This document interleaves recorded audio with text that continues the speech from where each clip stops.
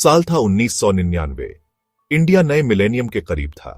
Indian economy खुल रही थी, लेकिन टाटा मोटर्स की हालत खराब थी। वो अपनी नई पैसेंजर कार डिवीजन बेचना चाह रहे थे। दुनिया के दूसरे कोने में डिट्रॉइट में फोर्ड मोटर कंपनी को इंडियन मार्केट में एंटर करने का मौका दिखा। टाटा ग्रुप के चेयरमैन रतन टाटा पूरे देश की उम्मीदें लेकर डिट्रॉइट गए। फोर्ड वालों ने अपने घमंड में उन्हें इंडस्ट्री का दिग्गज नहीं बल्कि एक मजबूर सेल्समैन समझा। मीटिंग में टेंशन थी। फोर्ड वालों ने टाटा मोटर्स का मजाक उड़ाया, उनकी कार्स को घटिया कहा, उनकी इंजीनियरिंग विजन सब पर सवाल उठाए। पूरे कमरे में बेइज्जती का माहौल था। रतन टाटा, जो अपनी शांत पर्सनालिटी के लिए जाने जाते हैं, वो भी हर्ट हुए। उन्हें कम आंका गया, उनकी कंपनी का मजाक उड़ाया गया। डील कैंसिल हो गई। फोर्ड को क्या पता था, वो एक सोते हुए शेर को जगाने वाले हैं।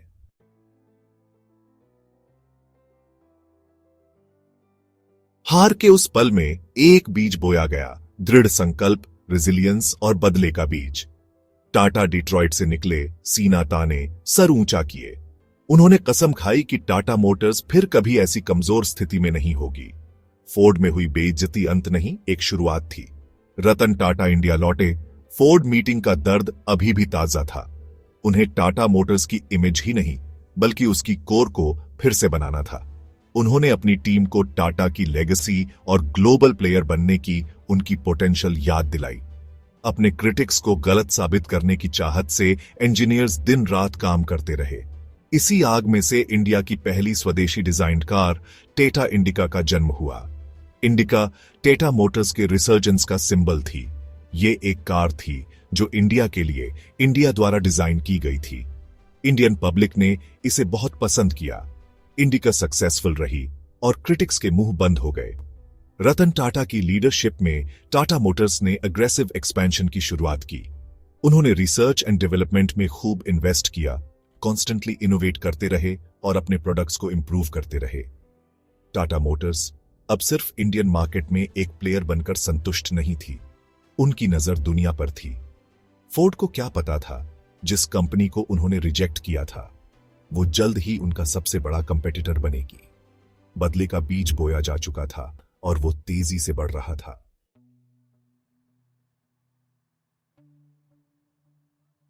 फोर्ड वाली घटना ने टाटा मोटर्स को हिलाकर रख दिया था। कंपनी बहुत शर्मिंदा थी। फेल्ड डील की विस्पर्स बॉम्बे हाउस के कॉरिडोर्स में गूंज रही थीं। मॉरल लो था। बेइज्जती का बोझ सब पर था, लेकिन निराशा के बीच एक शांत डिटर्मिनेशन पनप रहा था। रतन टाटा हालांकि विजिबली हर्ट थे, लेकिन उन्होंने इस सेटबैक को खुद को या अपनी कंपनी को डिफाइन नहीं करने दिया। उन्होंने फेल्ड डील को अंत नहीं बल्कि एक शुरुआत के रूप में देखा। टाटा ने अपने एम्प्लॉयज को मेजर्ड, रेजोल्यूट वर्ड्स में एड्रेस किया, जिनमें शांत गुस्सा भरा था। उन्होंने रेजिलियंस, इनोवेशन और अनवेवरिंग सेल्फ बिलीफ की जरूरत के बारे में बात की। उनके वर्ड्स एक कॉल टू एक्शन थे, एक घायल जायंट के लिए जो फिर से उठने के लिए तैयार था। कमरे का माहौल बदल गया। शुरुआती निराशा की जगह एक स्टीली रिजॉल्व ने ले ली। टाटा के वर्ड्स ने एक चिंगारी जलाई थी। तूफान से पहले की शांति बीत चुकी थी।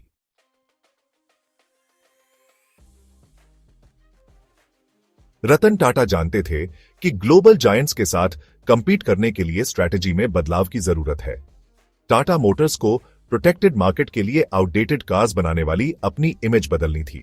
उन्हें इनोवेशन को अपनाना था, क्वालिटी इंप्रूव करनी थी और ऐसी कार्स डिजाइन करनी थी जो दुनिया का ध्यान खींच सकें। फोकस रिसर्च एंड डेवलपमेंट पर शिफ्ट हुआ। टाटा मोटर्स ने न्यू टेक्नोलॉजीज में खूब इन्वेस्ट किया, इंटरनेशनल डिजाइन हाउसेज और इंजीनियरिंग फर्म्स के साथ कोलैबोरेट किया। उनकी स्ट्रेंथ इंडिया जैसे इमर्जिंग मार्केट्स की यूनिक नीड्स को समझने में थी। इस न्यू अप्रोच का रिजल्ट टाटा इंडिका थी। 1998 में लॉन्च हुई। इंडिका एक छोटी कार थी जिसे स्पेशली इंडियन मार्केट के लिए डिजाइन किया गया था। इंडिका इंस्टेंट सक्सेस रही, एक ऐसे देश की कल्पना को पूरा करती हुई जो आखिरकार अपनी खुद की कार चाहता था। इंडिका सिर्फ एक कार नहीं थी, यह इंडिया के ग्रोइंग ऑटोमोटिव प्रोग्रेस का सिंबल थी।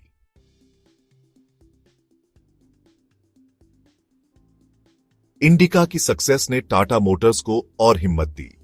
उन्हें सक्सेस का स्वाद मिल गया था और वो और चाहते थे। रतन टाटा ने ग्लोबल मार्केट पर अपनी नजरें जमाई। टाटा मोटर्स को एक ग्लोबल ऑटोमोटिव फोर्स में ट्रांसफॉर्म करने का लक्ष्य रखा। टाटा मोटर्स ने इंटरनेशनल एक्सपेंशन के अपॉर्चुनिटीज एक्सप्लोर करना शुरू किया। उन्होंने 2006 में डेवू कमर्शियल व्हीकल्स कंपनी को एक्वायर किया, साउथ कोरियन मार्केट में अपनी एंट्री की। इसके बाद 2008 में फोर्ड से जैगवर लैंड रोवर का एक्विजिशन हुआ। जैगवर लैंड रोवर के एक्विजिशन ने टाटा मोटर्स को ग्लोबल स्टेज पर पहुंचा दिया। यह एक बोल्ड स्टेटमेंट था, एक क्लियर सिग्नल कि टाटा मोटर्स वर्ल्ड स्टेज पर आ गई है। टाटा मोटर्स ने न सिर्फ कमबैक किया बल्कि अपने पुराने टॉर्मेंटर को भी पीछे छोड़ दिया। सबसे अच्छा अभी बाकी था।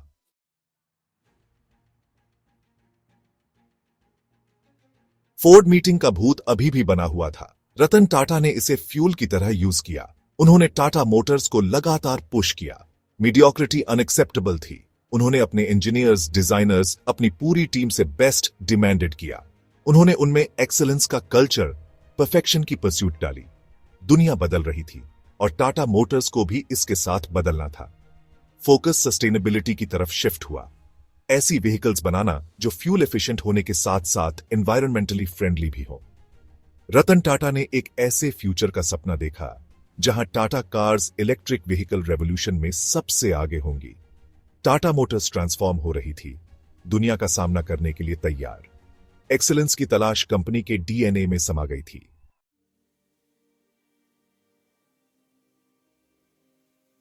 टाटा इंडिका सक्सेसफुल रही थी, लेकिन यह सिर्फ शुरुआत थी। रतन टाटा जानते थे कि ट्रूली ग्लोबल स्केल पर कंपीट करने के लिए टाटा मोटर्स को कॉन्स्टेंटली इनोवेट करना होगा। उन्होंने अपनी टीम को डिफरेंटली सोचने के लिए, ग्राउंड ब्रेकिंग सॉल्यूशंस के साथ आने के लिए चैलेंज किया। रिजल्ट इनोवेटिव न्यू मॉडल्स की एक झड़ी लगी। 2008 में लॉन्च हुई टाटा नानो अफोर्डेबल इनोवेशन के लिए टाटा मोटर्स की कमिटमेंट का प्रमाण थी। पीपल्स कार कही जाने वाली नैनो को लाखों इंडियंस को सेफ, रिलायबल ट्रांसपोर्टेशन प्रोवाइड करने के लिए डिजाइन किया गया था। टाटा मोटर्स ने कमर्शियल व्हीकल सेगमेंट में भी सिग्निफिकेंट स्ट्राइड्स बनाई। इनोवेशन सिर्फ न्यू प्रोडक्ट्स क्रिएट करने के बारे में नहीं थी, यह पूरे ऑटोमोटिव इकोसिस्टम को रीइमेजिन करने के बारे में थी।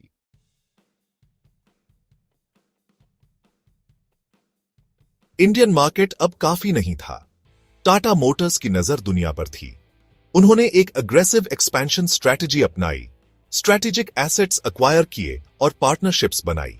साउथ कोरिया में डेवू कमर्शियल व्हीकल्स कंपनी का एक्विजिशन टाटा मोटर्स के ग्लोबल कमर्शियल व्हीकल मार्केट में एंट्री का प्रतीक था। 2008 में फोर्ड मोटर कंपनी भारी लॉसेस से जूझते हुए अपनी prized Jaguar land rover unit को सेल के लिए रखा। रतन टाटा के लिए यह एक ऐसा अपॉर्चुनिटी था जिसे मिस नहीं किया जा सकता था। जैगुआर लैंड रोवर का एक्विजिशन टाटा मोटर्स के लिए एक डिफाइनिंग मोमेंट था। यह इंटेंट का एक बोल्ड स्टेटमेंट था, दुनिया के लिए एक सिग्नल कि टाटा मोटर्स अब एक फोर्स टू बी रेकन्ड विद है। इस डील के साथ इंजीनियरिंग एक्सपर्टीज, आइकॉनिक ब्रांड्स और एक ग्लोबल डिस्ट्रीब्यूशन नेटवर्क भी आया। रतन टाटा का एक विजन था और वो इसे पूरा करने के लिए डिटरमिन्ड थे।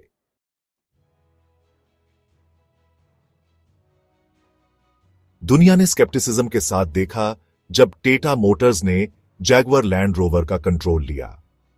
क्या यह इंडियन कंपनी जो अपनी अफोर्डेबल कार्स के लिए जानी जाती है, वाकई इन आइकॉनिक ब्रिटिश ब्रांड्स को रिवाइव कर सकती है? टाटा मोटर्स ने जैगुआर लैंड रोवर की मैन्युफैक्चरिंग फैसिलिटीज को अपग्रेड करने, ऑपरेशंस को स्ट्रीमलाइन करने और न्यू मॉडल्स डेवलप करने में हेविली इन्वेस्ट किया। उन्होंने ब्रांड्स को अपनी यूनिक आइडेंटिटीज रिटेन करने दी, यह इंश्योर करते हुए कि यूके में डिजाइन और इंजीनियरिंग टीम्स को इनोवेट करने की फ्रीडम हो।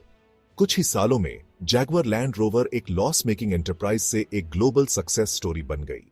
Jaguar F type sports car और रेंज रोवर इवोक एसयूवी जैसे न्यू मॉडल्स को क्रिटिक्स और कस्टमर्स दोनों ने पसंद किया। जैगुआर लैंड रोवर का ट्रांसफॉर्मेशन रतन टाटा के विजन और डिटर्मिनेशन का प्रमाण था। सोता हुआ जायंट जाग गया था और दुनिया ने नोटिस किया था।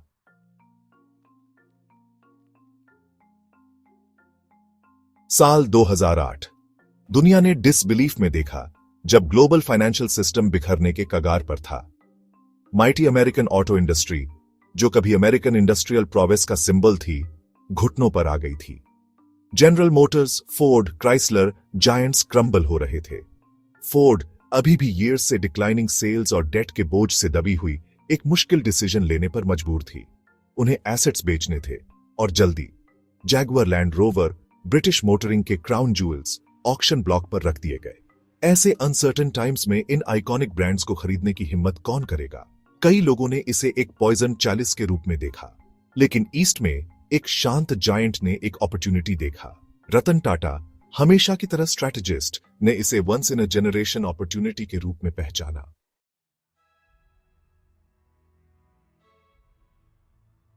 रतन टाटा की लीडरशिप में टाटा मोटर्स ने एक रिमार्केबल ट्रांसफॉर्मेशन किया था। वो कंपनी नहीं थी जिसे फोर्ड ने इतनी आसानी से डिसमिस कर दिया था। इंडिका की सक्सेस, नैनो का innovation, global expansion, Tata Motors एक फोर्स टू बी रेकन्ड विद थी। जैगुआर लैंड रोवर के लिए बिड करने का डिसीजन हल्के में नहीं लिया गया था। यह एक कैलकुलेटेड रिस्क था, एक हाई स्टेक्स गैम्बल। लेकिन रतन टाटा को अपनी टीम पर, इंडियन स्पिरिट की रेजिलियंस पर और इन आइकॉनिक ब्रिटिश ब्रांड्स की इंड्यूरिंग अपील पर भरोसा था। निगोशिएशंस इंटेंस थीं। फोर्ड लाइफलाइन के लिए डेस्परेट, एक बायर की तलाश में थी। टाटा मोटर्स एम्बिशियस होते हुए भी यह इंश्योर करना चाहती थी कि वो एक डिस्ट्रेस्ड एसेट के लिए ओवरपे न करें। आखिरकार एक डील हुई। Tata Motors Jaguar land rover को $2.3 बिलियन में अक्वायर करेगी। दुनिया ने अपनी सांसें रोक लीं। क्या टाटा मोटर्स इस ऑडेशियस गैम्बल को पुल ऑफ कर पाएगी?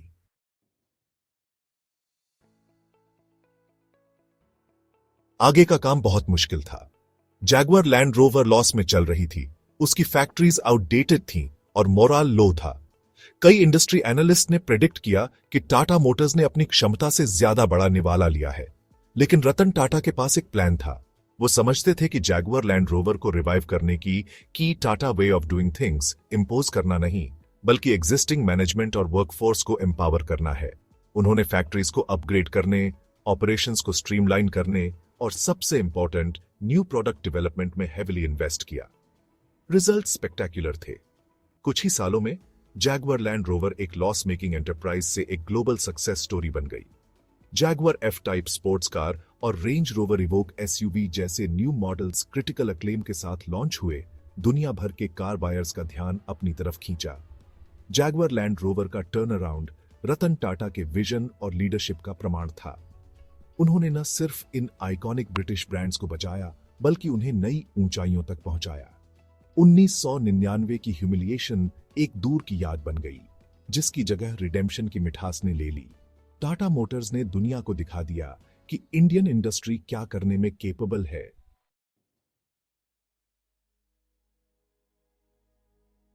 जैगुआर लैंड रोवर का एक्विजिशन सिर्फ एक बिजनेस डील से ज्यादा था। यह इंडियन इंडस्ट्रियल हिस्ट्री में एक डिफाइनिंग मोमेंट था। इसने इंडियन कंपनीज की मियर इमिटेटर्स वाली परसेप्शन को तोड़ा, यह साबित करते हुए कि वो ग्लोबल स्टेज पर कंपीट कर सकते हैं और जीत सकते हैं। लेकिन शायद डील की सबसे एंड्यूरिंग लेगेसी रतन टाटा की खुद की कहानी है। 1999 की ह्यूमिलिएशन से लेकर 2008 के ट्रायम्फ तक का उनका जर्नी दुनिया भर के एंटरप्रेन्योर्स और बिजनेस लीडर्स के लिए एक इंस्पिरेशन है। यह रिजिलियंस की, एम्बिशन की, अपने ड्रीम्स को कभी न छोड़ने की कहानी है, चाहे वो कितने ही ऑडेशियस क्यों न लगे। टाटा फोर्ड सागा एक रिमाइंडर है कि बिजनेस की दुनिया में टेबल्स स्विफ्टली टर्न कर सकते हैं। यह long term vision, strategic thinking और अपॉर्चुनिटीज को सीज करने के करेज की इंपॉर्टेंस के बारे में कहानी है। यह एक ऐसी कहानी है जो जनरेशंस टू कम तक सुनाई जाती रहेगी। जैगुआर लैंड रोवर का एक्विजिशन टाटा मोटर्स, रतन टाटा और इंडिया इंक के लिए एक वाटरशेड मोमेंट था। यह ऑल ऑड्स के खिलाफ हासिल की गई एक विक्ट्री थी। दुनिया ने एस्टॉनिशमेंट के साथ देखा जब यह इंडियन जायंट, जिसे कभी चीप यूटिलिटेरियन व्हीकल्स बनाने वाला माना जाता था, ने iconic British luxury car brands को अक्वायर किया और उनकी फॉर्च्यून्स को बदल दिया। नई सेयर्स चुप हो गए। यह रतन टाटा के विजन और ग्लोबल स्टेज पर बिग ड्रीम करने की ऑडेसिटी का वैलिडेशन था। यह सिर्फ एक बिजनेस विक्ट्री नहीं थी, यह एक स्टेटमेंट था। इंडियन इंडस्ट्री के राइज का एक प्रमाण, इमर्जिंग इकोनॉमीज के ओल्ड वर्ल्ड ऑर्डर को चैलेंज करने का एक सिंबल। टाटा मोटर्स और जैगुआर लैंड रोवर की कहानी बिजनेस स्कूल्स में केस स्टडी बन गई। एक क्लासिक एग्जाम्पल कि कैसे सक्सेसफुली एक ग्लोबल एक्विजिशन को इंटीग्रेट करें। यह न सिर्फ बिजनेस एक्यूमेन बल्कि ह्यूमन स्पिरिट का ट्रायम्फ था। टाटा फोर्ट सागा एक रिमाइंडर था कि बिजनेस में अंडरडॉग लास्ट लाफ कर सकता है। जैगुआर लैंड रोवर डील ने ग्लोबल बिजनेस आइकॉन्स के पैंथियन में रतन टाटा की जगह पक्की कर दी। उन्होंने न सिर्फ टाटा मोटर्स को रिवाइव किया, बल्कि इसे एक ग्लोबल ऑटोमोटिव फोर्स में ट्रांसफॉर्म किया। उन्होंने दुनिया को दिखाया कि इंडियन कंपनीज ग्लोबल स्टेज पर कंपीट कर सकती हैं और जीत सकती हैं। उनकी लीडरशिप बोर्ड रूम से आगे बढ़ी। वो सिर्फ एक कैप्टन ऑफ इंडस्ट्री ही नहीं, बल्कि एक नेशन बिल्डर भी थे। उनका विजन प्रॉफिट से आगे बढ़कर सोशल रिस्पॉन्सिबिलिटी और एनवायरमेंटल सस्टेनेबिलिटी तक फैला हुआ था। टाटा ग्रुप ने उनकी लीडरशिप में फिलैंथ्रोपी की लेगेसी जारी रखी। रतन टाटा की लेगेसी उनके द्वारा एम्बॉडीड वैल्यूज के बारे में है। इंटेग्रिटी, ह्यूमिलिटी, एम्पैथी और ह्यूमन पोटेंशियल की पावर में डीप रूटेड बिलीफ। उनका जीवन जनरेशंस ऑफ इंडियंस के लिए इंस्पिरेशन है। उनकी कहानी परसेवरेंस की पावर का प्रमाण है। ये लेगेसी जनरेशंस टू कम को इंस्पायर करती रहेगी।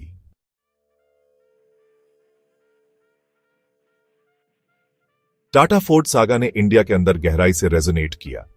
यह एक ऐसी कहानी थी जिसने देश की कल्पना को कैप्चर्ड किया, इमेंस प्राइड और इंस्पिरेशन का सोर्स बनी।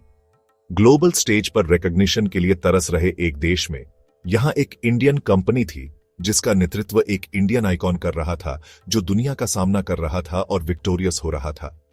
यह सिर्फ एक बिजनेस विक्ट्री नहीं थी, यह एक कल्चरल मोमेंट था। टाटा मोटर्स की कहानी मॉडर्न इंडिया की कहानी के साथ इंटरट्वाइंड हो गई। एक नेशन कमिंग ऑफ एज, अपने कॉलोनियल पास्ट को छोड़कर और कॉन्फिडेंटली दुनिया में अपनी जगह क्लेम कर रहा है। रतन टाटा अपनी क्वाइट डिग्निटी, अनवेवरिंग इंटेग्रिटी और इंडिया की पोटेंशियल में रेजोल्यूट बिलीफ के साथ इस न्यू इंडिया का सिंबल बन गए।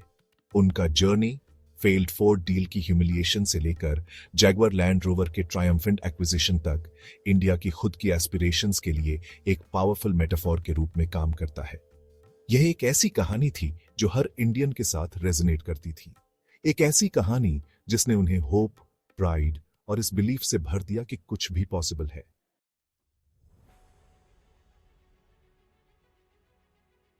टाटा फोर्ट सागा सिर्फ एक कैप्टिवेटिंग बिजनेस स्टोरी से ज्यादा है। यह ह्यूमन रेजिलियंस, ड्रीम करने की ऑडेसिटी और रिडेम्पशन की मिठास के बारे में एक कहानी है। यह एक ऐसी कहानी है जो बॉर्डर्स, कल्चर्स और इंडस्ट्रीज से आगे बढ़ती है, वैल्यूएबल लेसन्स देती है। यह हमें सिखाती है कि सेटबैक्स अंत नहीं है, बल्कि एक्स्ट्रॉर्डिनरी चीजों की शुरुआत होते हैं। यह हमें याद दिलाती है कि ह्यूमिलिटी और इंटेग्रिटी ट्रू स्ट्रेंथ के सोर्सेज हैं, और यह हमें अपने ड्रीम्स को कभी न छोड़ने के लिए इंस्पायर करती है। रतन टाटा और टाटा ग्रुप की लेगेसी बैलेंस शीट्स और प्रॉफिट मार्जिन से बहुत आगे तक फैली हुई है। यह ऐसे इंस्टीट्यूशंस बनाने के बारे में है जो टाइम की टेस्ट पर खरे उतरते हैं। यह एक ऐसी लेगेसी है जो इंस्पायर और अपलिफ्ट करती रहती है।